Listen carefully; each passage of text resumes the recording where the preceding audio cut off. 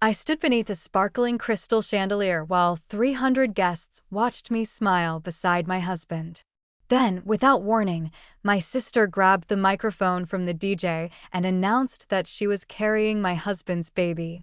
The entire ballroom fell silent. My mother's champagne glass slipped from her hand and shattered across the marble floor.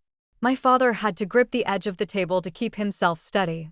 Across the room, several of my army colleagues exchanged shocked glances. My husband, David, went completely pale. My sister, Emily, smiled confidently. She believed she had won.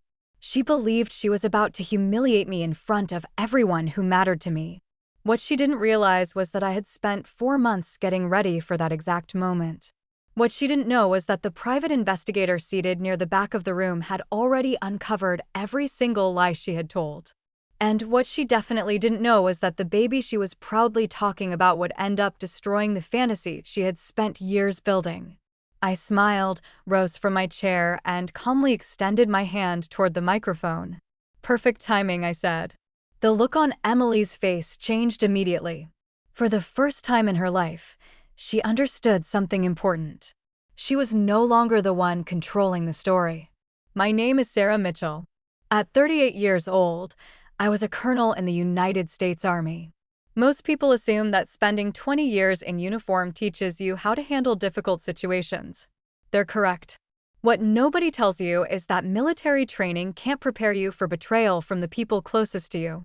The event that evening was supposed to celebrate my 10th wedding anniversary.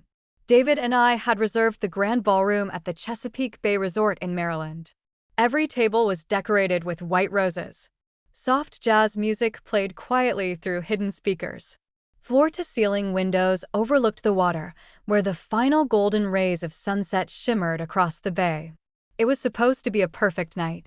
Looking back, I suppose it actually was perfect. Just not in the way anyone expected. About 4 hours earlier, I had been standing in front of my bedroom mirror fastening a pair of pearl earrings. I stared at my reflection. The woman looking back appeared calm, confident, and completely in control. She was the same woman who had led soldiers in Afghanistan. The same woman who had briefed generals. The same woman who had testified before congressional committees. But beneath that composed appearance, a storm was already building. Because I knew exactly what was about to happen. In fact, I had known for weeks. The warning signs had started appearing months before. Long before the investigation. Long before the evidence. Long before the private investigator handed me a report thick enough to fill an entire binder. The truth was simple. Emily had spent most of her life wanting whatever belonged to me. She was 3 years younger than I was. Growing up in Ohio, we were complete opposites. I followed rules. Emily ignored them. I worked hard for good grades. Emily relied on charm. I carefully planned for the future. Emily focused only on the present. Yet somehow, she always managed to become the center of attention. At family gatherings, teachers would compliment my academic achievements. Then Emily would tell a funny story, and suddenly everyone would be laughing and focusing on her. At soccer games, I could score the winning goal.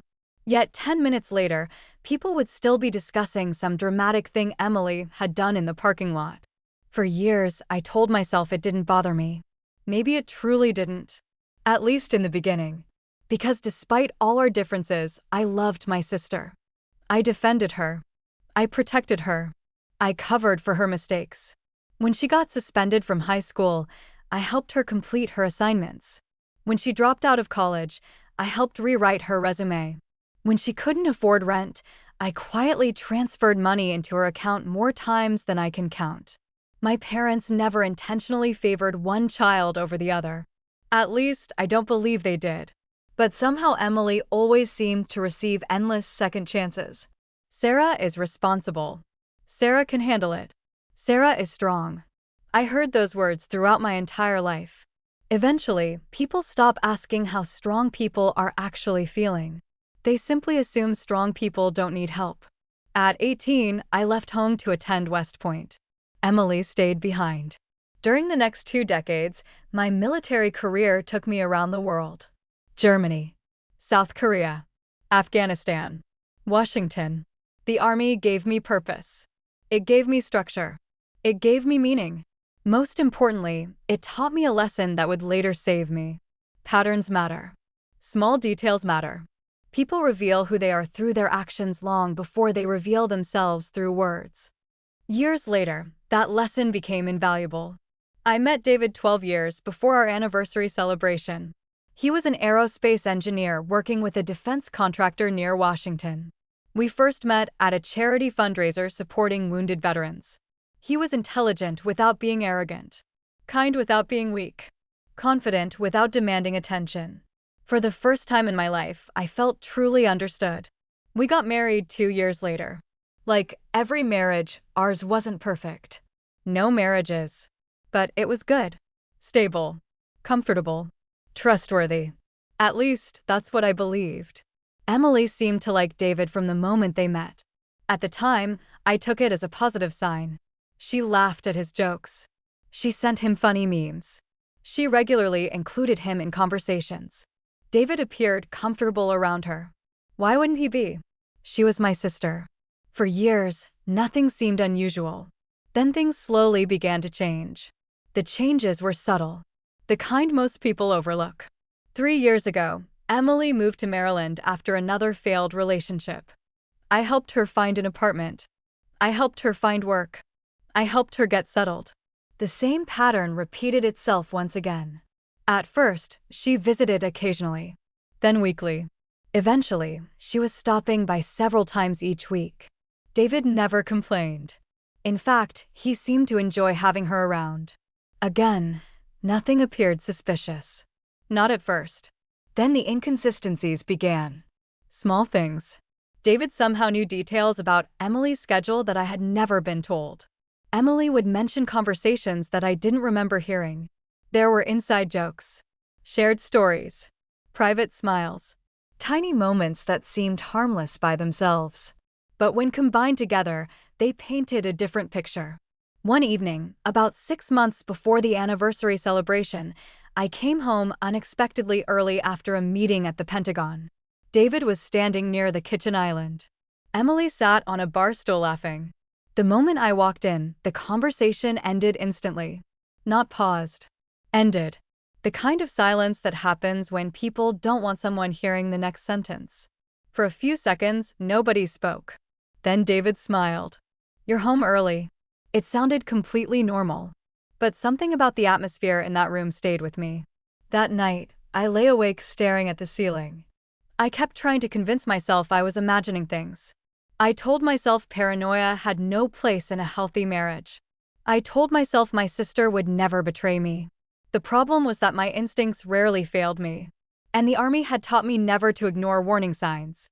Over the following months, those warning signs became impossible to ignore. Late-night text messages. Unexplained absences. Excuses that never quite matched reality. Nothing definitive. Nothing I could prove. But enough to make me uncomfortable. Enough to make me pay attention. Enough to make me start asking questions. Questions neither of them seemed interested in answering. Then, for months before the anniversary celebration, something happened that changed everything. That was the day I hired a private investigator. What he uncovered would eventually leave 300 guests speechless and transform my sister's proudest moment into the biggest mistake of her life. The first report arrived on a rainy Thursday afternoon. I was sitting alone in my office at Fort Meade when a secure email notification appeared on my screen. For several seconds, I simply stared at it. Part of me didn't want to open the file. Because as long as I hadn't read it, there was still a chance I was wrong. There was still a chance my marriage was intact.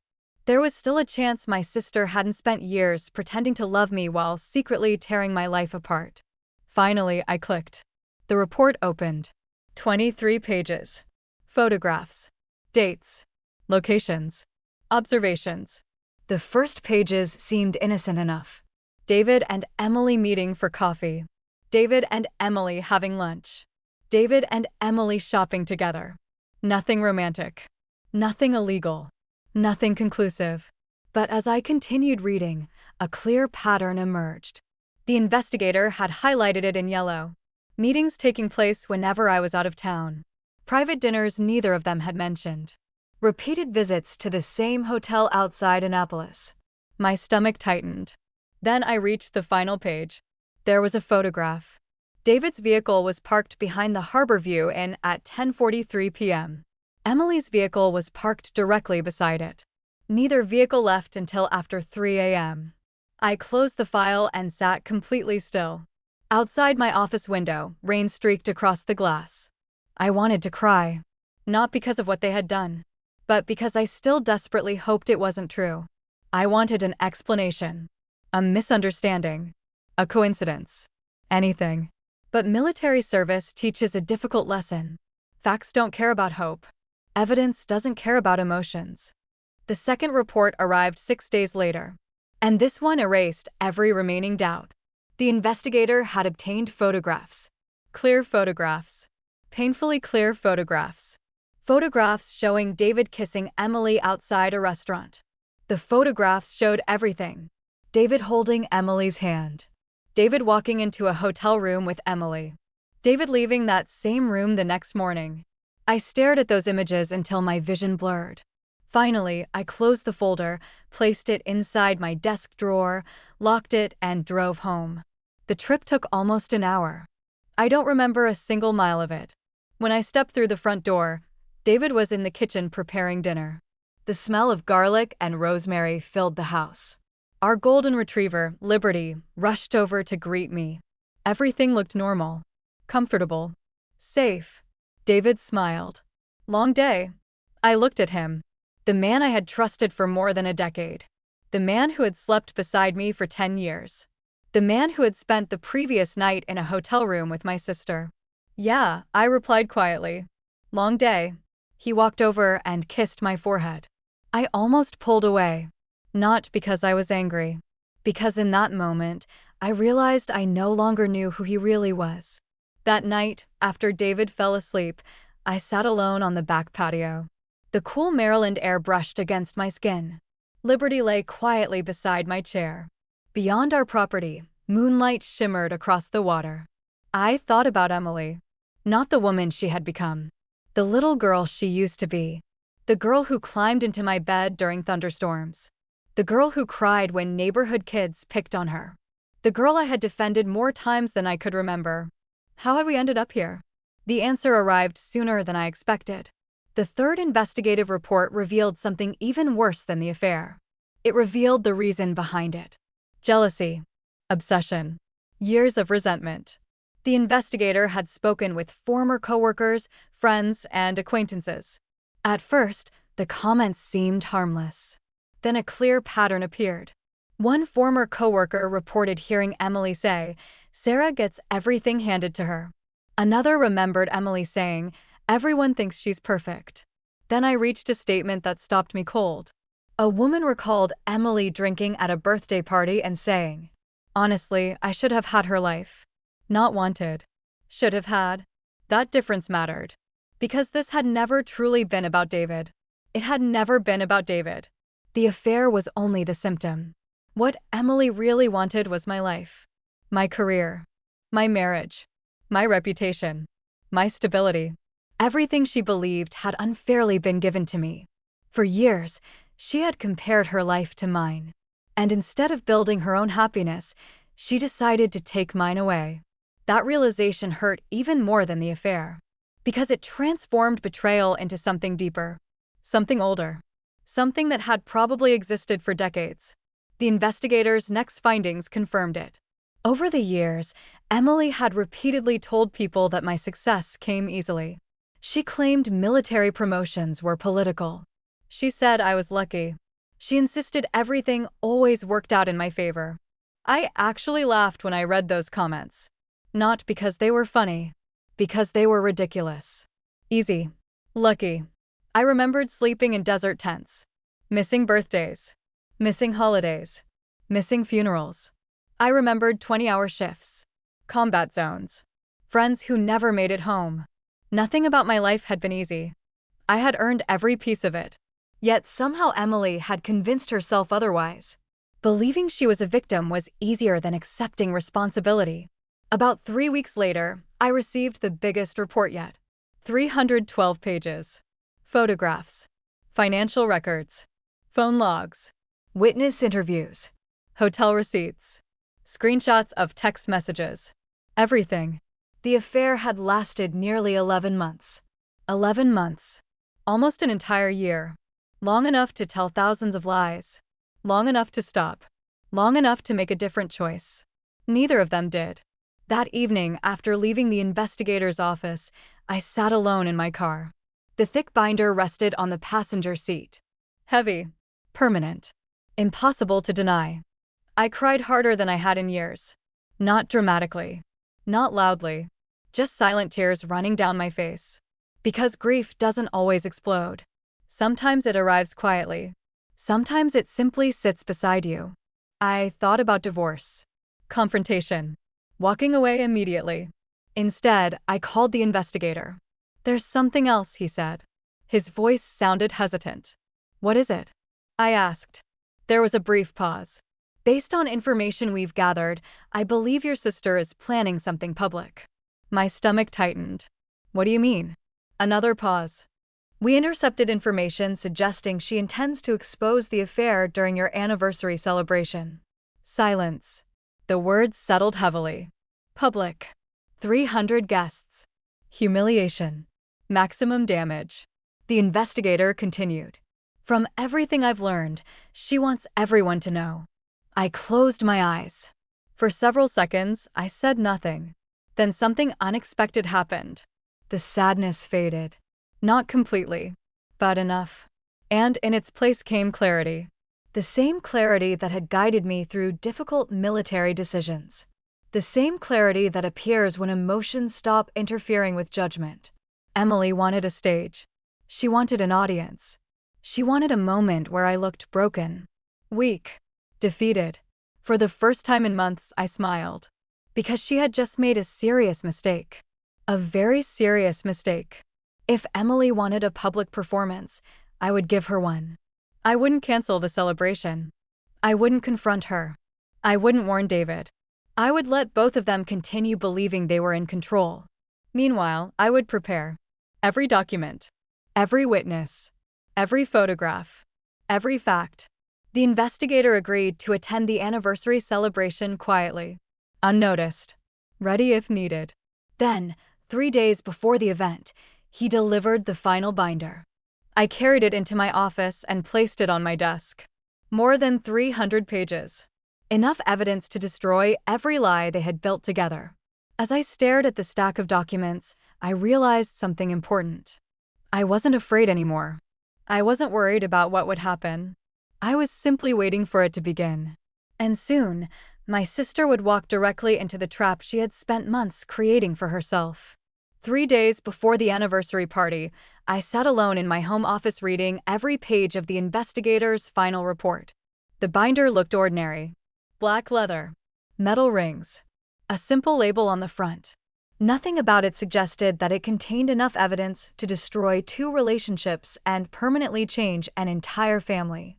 Liberty slept beside my feet while I continued turning page after page. Hotel receipts. Photographs. Phone records. Witness statements. Near midnight, I reached the final section. And there I found something even more disturbing than the affair. The investigator had gathered statements from conversations Emily had shared with friends and coworkers. Most of them made me sick to my stomach. One woman remembered Emily saying, "Sarah doesn't deserve him." Another recalled, "If David had met me first, he would have chosen me." But one statement stayed with me longer than all the others.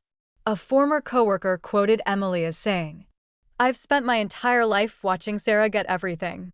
Maybe it's finally my turn." I stared at that sentence for a long time. Not because it surprised me. Because it explained everything. This wasn't about love. It wasn't about David. It wasn't even about attraction. Emily wasn't trying to build something. She was trying to take something away. And there's a huge difference between those two things. People who love create. People driven by jealousy destroy. For the first time in my life, I finally saw my sister clearly. Not the version I wanted her to be. The version she actually was. That realization hurt more than I expected. Because grief isn't only about losing people. Sometimes it's about losing the illusions you've carried for years. For a long time, I had convinced myself Emily's selfish behavior came from immaturity. I believed she would eventually grow up, eventually find stability, eventually stop competing with me. Instead, she had spent years feeding her resentment, years convincing herself that my life should have belonged to her. The following morning, I drove to Arlington National Cemetery. Whenever life became overwhelming, that was where I went. Some people find peace in churches. Others find it in nature. I found mine among rows of white headstones. I parked and walked slowly through the quiet grounds. The air was cool. Gray clouds filled the sky. A gentle breeze moved through the trees. Eventually, I stopped beside the grave of a friend I had lost years earlier overseas. Colonel James Warren, one of the finest officers I had ever known. For several minutes, I stood there in silence. Then I laughed softly. The sound surprised even me, because suddenly the entire situation felt absurd. I had survived combat deployments, rocket attacks, military investigations, national security crises, and somehow the thing that nearly broke me was my own sister. James would have laughed at that. Eventually, I sat down on a nearby bench. For the first time in months, I stopped thinking emotionally. I started thinking strategically. The way the Army had trained me. Facts. Objectives. Options. Outcomes. The facts were straightforward. David and Emily were having an affair. They were convinced I had no idea what was happening. Emily was preparing to expose the affair in front of everyone. My goal, however, was straightforward. Protect myself. Keep my dignity intact. Control the story before anyone else could. The outcome I wanted became clear very quickly. Emily wanted a dramatic public scene. I was prepared to give her one. Just not the version she expected. During the next 72 hours, I planned everything carefully.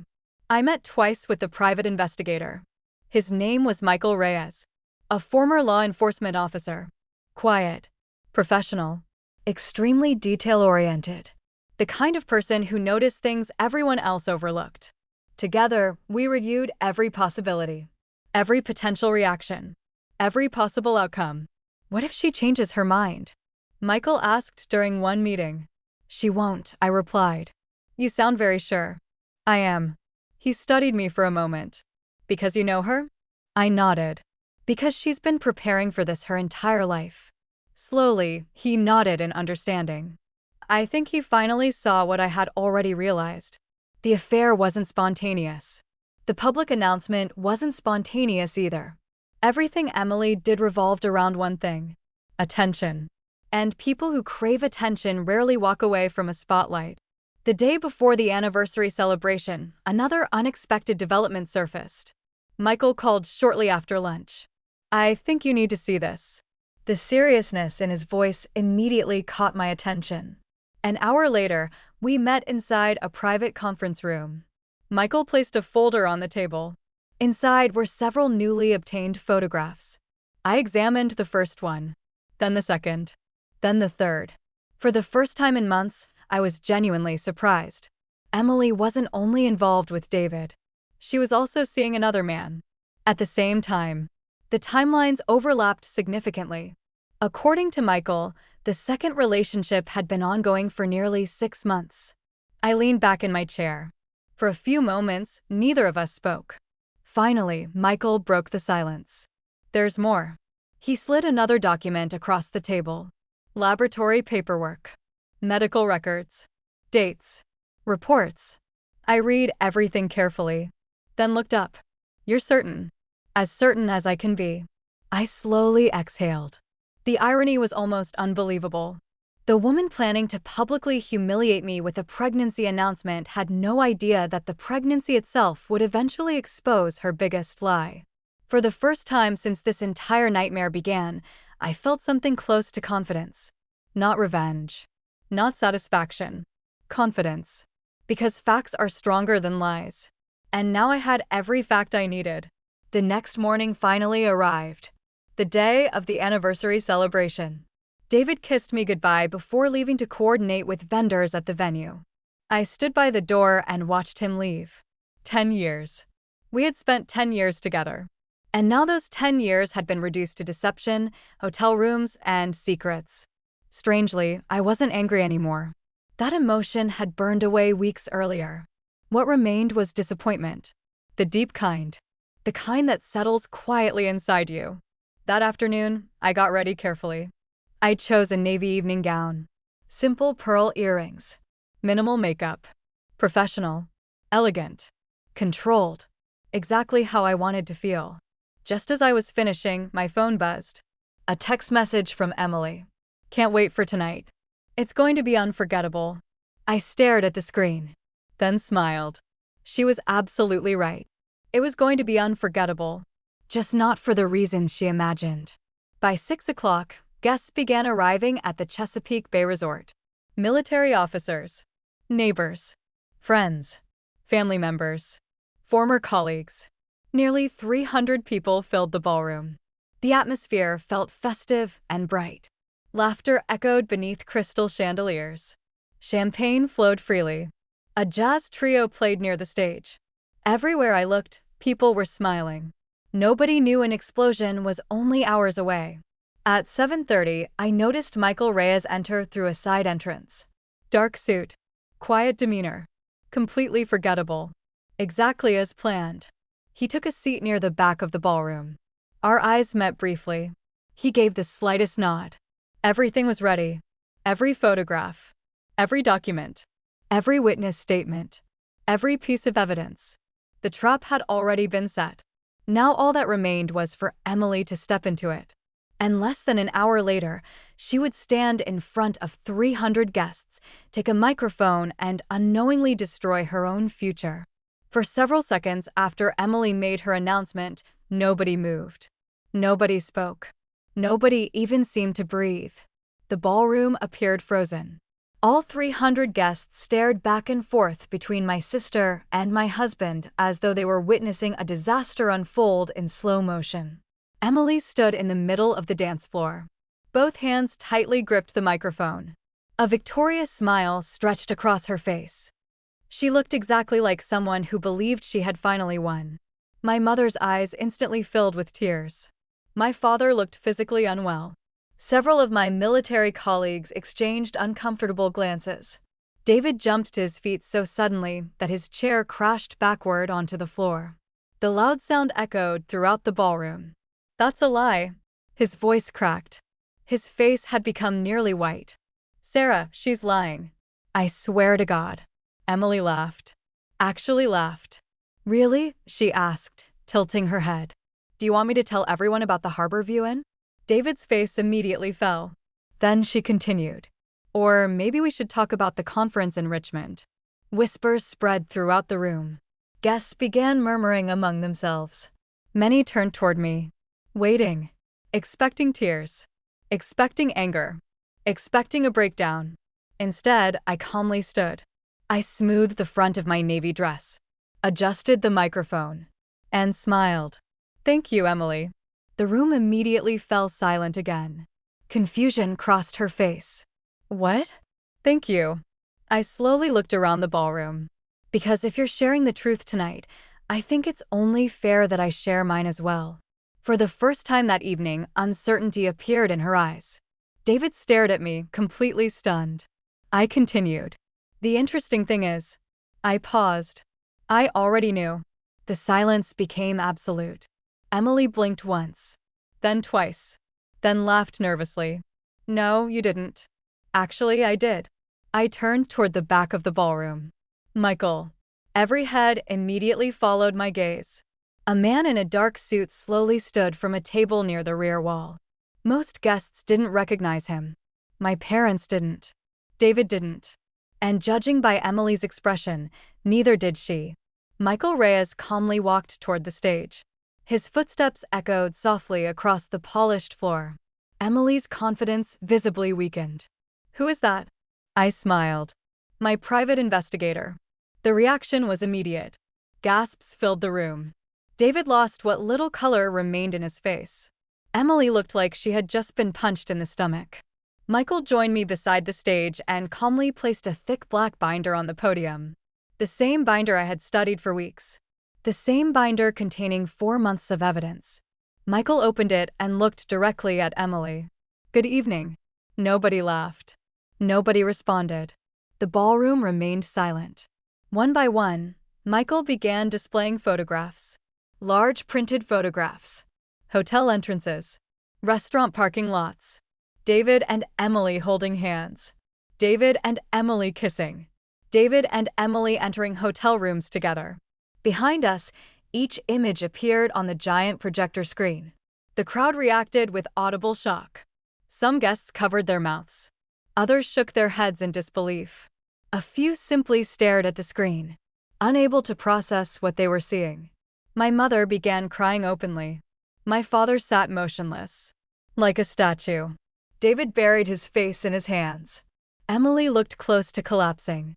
Meanwhile, Michael remained calm, professional, methodical, emotionless. He presented hotel receipts, credit card transactions, text message records, location tracking data, witness statements, every secret, every lie, every betrayal, exposed publicly, exactly as Emily had intended for me. Except now she was standing beneath the spotlight. Not me. Finally, David spoke. Sarah. His voice sounded shattered. I can explain. I looked at him calmly. No. Then I turned toward Emily. Would you like to continue your speech? She didn't answer. Because for the first time in her life, she no longer had an audience. Only witnesses. The ballroom remained silent for several moments. Then Emily lifted her chin. I recognized the look immediately. Defiance. Even now, even after everything, she still believed she could win. You act like you're innocent. She pointed directly at me. You always think you're better than everyone else. I sighed. Not because the words hurt, because they were predictable. No, Emily. I shook my head. I just believe people should accept responsibility for their choices. Her expression hardened. Then she raised the microphone again. Fine. She placed a hand on her stomach. At least David loves me. The entire room visibly cringed. Even David looked horrified. Then Emily played the card she believed would save her. The one she thought would change everything. I'm carrying his baby. A fresh wave of whispers swept through the ballroom. Emily smiled again. There it was. Her trump card. The reason she believed she could eventually replace me. I waited. 3 seconds. Then 4. Finally, I nodded toward Michael. He opened another folder. One Emily had never seen. My sister frowned. What is that? I took the microphone. That's the part you forgot to investigate. Her confidence vanished instantly. Michael removed several documents. Medical records. Laboratory reports. Photographs. Timeline. Emily's face became noticeably pale. Very pale. What are those? My voice remained calm. According to your medical records, you are pregnant. Several guests exchanged nervous glances. For a brief moment, Emily looked relieved. Then I continued. But David isn't the father. The ballroom erupted. Gasps echoed everywhere. Someone actually shouted, "Oh my God." David stared at me, then at Emily, then back at me. His face looked completely stunned. Emily shook her head violently. No. Michael displayed another photograph on the projector screen. A man who wasn't David. The second relationship she never realized we had uncovered. The crowd reacted again. Even louder this time. Emily's breathing became fast and visible. Panic was beginning to take over. I continued calmly. The timeline doesn't match David. Michael displayed additional records. Dates. Locations. Evidence. More evidence. And finally, the report that destroyed everything. The biological father has already been identified. Emily nearly dropped the microphone. No. The word barely escaped her lips. That's impossible. It isn't. The entire room watched in stunned silence. For months, she had planned to humiliate me. For months, she had imagined this exact moment. And now the entire story she had built was collapsing around her. David looked physically ill. You told me it was mine. Emily said nothing. You told me. His voice rose. You swore it was mine. Tears filled Emily's eyes. I thought it was. Emily's voice trembled as she spoke. But nobody believed her anymore. Not a single person. Because eventually, every liar reaches a point where their words lose all value. The truth had already surfaced, and it was stronger than any excuse she could offer. Then something happened that shocked everyone in the ballroom, including me. David slowly turned toward me, and right there, in front of 300 guests, he dropped to his knees. "Sarah." His voice cracked. "I'm sorry." I looked at him. The man I had loved for more than 10 years. The man who had destroyed our marriage. The man who finally understood exactly what he had thrown away. For a brief moment, I almost felt sorry for him. Almost. Then I shook my head. No. One word. Quiet. Calm. Final. Behind me, I heard Emily begin crying. Because at last she understood something she had never expected. She hadn't taken my life. She had ruined her own.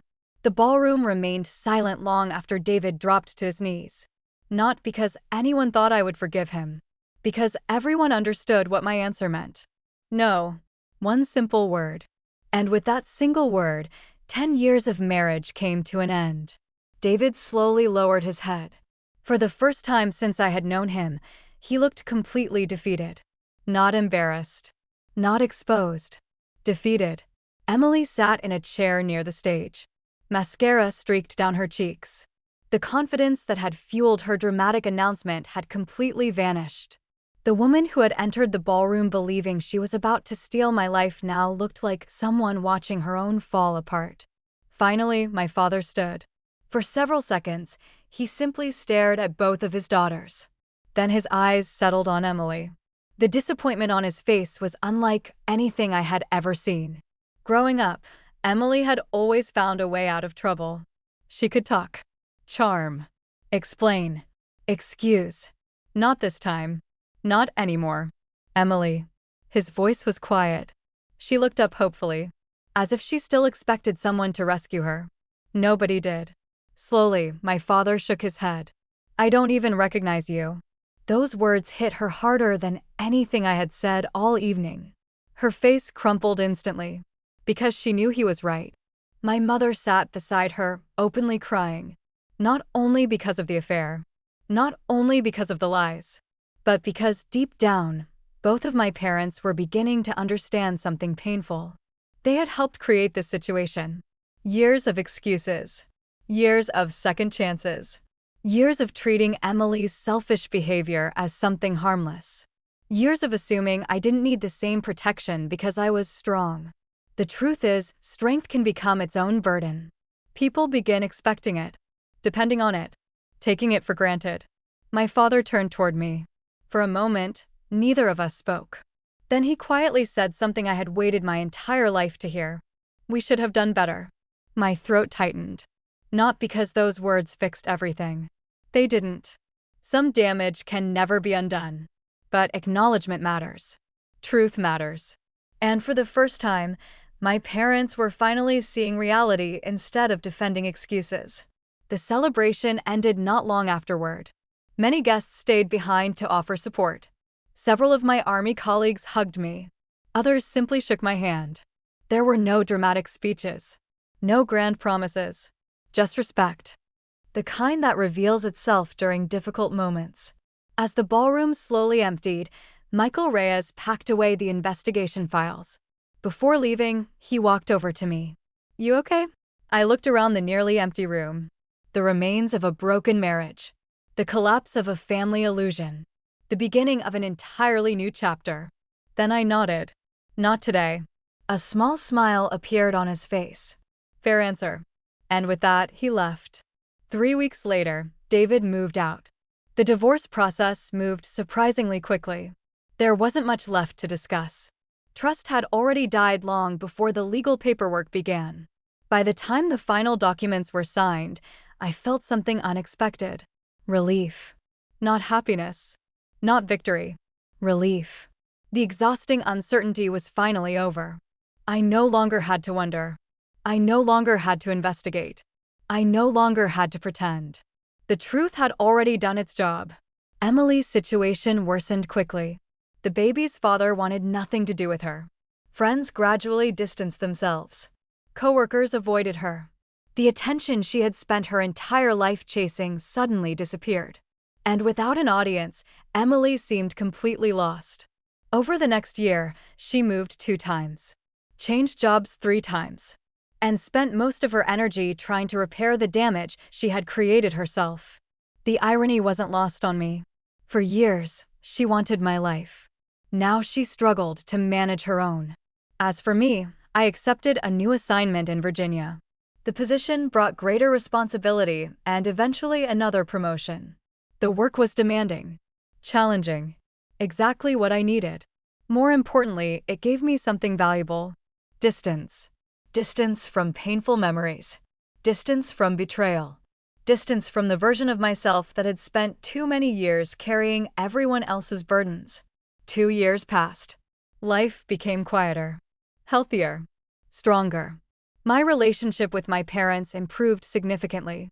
Not because everything became perfect, because honesty finally existed between us. One evening, my father visited my home. We sat together on the back patio watching the sunset. After a long silence, he finally spoke. "You know, I used to think being a good parent meant protecting your children from consequences." I looked at him. He continued staring toward the horizon. I think I was wrong. Neither of us mentioned Emily by name. We didn't need to. The lesson was obvious. Love without accountability isn't kindness. Sometimes it's simply neglect wearing a friendly mask. A few months later, I received a letter. Not a text. Not an email. An actual handwritten letter. From Emily. At first, I considered throwing it away. Instead, I opened it. The handwriting was familiar. Slightly messier than I remembered. The letter was 6 pages long. Most of it didn't matter. Only one sentence did. Just one. I spent my entire life competing with someone who was never competing with me. I read that sentence 3 times. Because for the first time, it sounded genuine. Not manipulative. Not defensive. Honest. She finally understood. The affair had never been about David. The pregnancy had never been about David. The public humiliation had never been about David. It had always been about envy. Years of envy. Years of insecurity. Years of believing that taking something from someone else would somehow fix what was broken inside. It never does. I replied 2 weeks later. My letter was brief, respectful, kind, but clear. I told her I hoped she continued healing. I hoped she became the mother her child deserved. I hoped she eventually found peace. But I also explained something important. Forgiveness and reconciliation are not the same thing. I could forgive. That was for me. Trust, however, would never fully return. Some bridges can be rebuilt. Others survive only as memories. Today, as I tell this story, I am 40 years old. My life looks very different from the way it looked on that anniversary night. Different in ways I never expected. Better in ways I never imagined. Sometimes people ask whether I regret exposing Emily publicly. My answer is simple. No, because I didn't expose her. The truth did. All I did was stop protecting the lies. And if there's one lesson I learned from everything that happened, it's this. The people who betray you often believe they're taking something valuable from you. What they fail to understand is that integrity, dignity, and self-respect cannot be stolen. They can only be surrendered. And I refuse to surrender mine. If you've ever been betrayed by someone you trusted, remember this. Their choices do not determine your worth. Their dishonesty does not reduce your value. And the end of one chapter does not mean the end of your story. Sometimes it marks the beginning of the strongest chapter you will ever write. I'd love to hear your thoughts. Have you ever experienced a betrayal that ultimately made you stronger?